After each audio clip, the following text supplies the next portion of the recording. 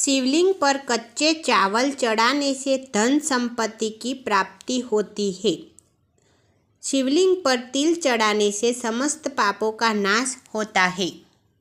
शिवलिंग पर जौ चढ़ाने से लंबे समय से चली रही परेशानी दूर होती है। शिवलिंग पर गेहूँ चढ़ाने से सुयोग्य पुत्र की प्राप्ति होती है।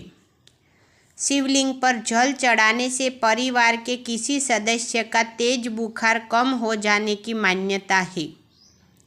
शिवलिंग पर दूध में चीनी मिलाकर चढ़ाने से बच्चों का मस्तिष्क तेज होता है। शिवलिंग पर गन्ने का रस चढ़ाने से सभी सांसारिक सुखों की प्राप्ति होती है। शिवलिंग पर गंगा जल चढ़ाने से मनुष्य को भौतिक सुखों के साथ साथ मोक्ष की प्राप्ति भी होती है। शिवलिंग पर शहद अर्पित करने से टीबी या मधुमेह की समस्या में राहत मिलती है।